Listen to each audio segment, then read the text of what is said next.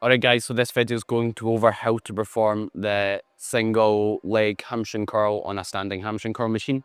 So obviously there'll be differences from machine to machine. On this one we stand with our left foot on the left side when we're training the right leg.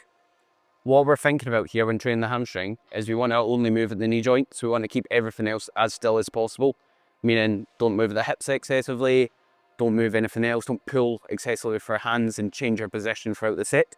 So when we're setting up, think about getting your leg in position. You want to line your knee up with the axis of rotation. In other words, this bit here where the machine basically rotates around. So do so if you can. If on the machine you're using, it's not got an adjustable foot pad, then you can put a plate on to line your knee up here.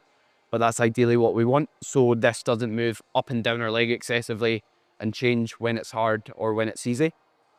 From there, once you set ourselves up with axis of rotation, we want everything aligned. So when we're setting up, we don't want your knee facing in and to drive out with your heel wanting to go outwards, because your leg only moves one direction.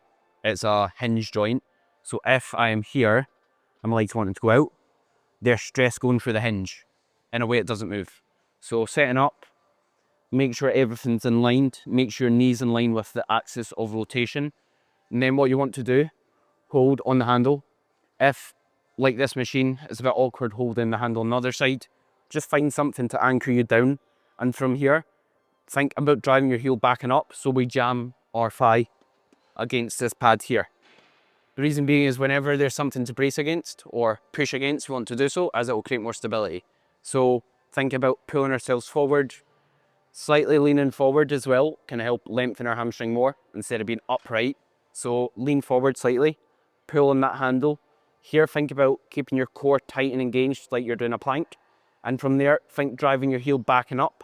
So we push our upper leg into that pad here. You'll see here, it's actually a wee bit too low. So what I can do, use a 5 kilo plate and then perform it, which will line my knee up a bit more effectively. And same again, pull yourself forward, keep the core engaged, keep the hip still.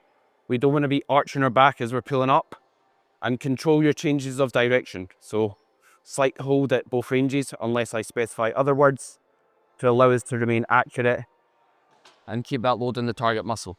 And this will train your hamstring and its shortened or contracted position, or the squeeze in other words, because your leg's fully bent and you're straight at the hips, which will fully contract or shorten the hamstring.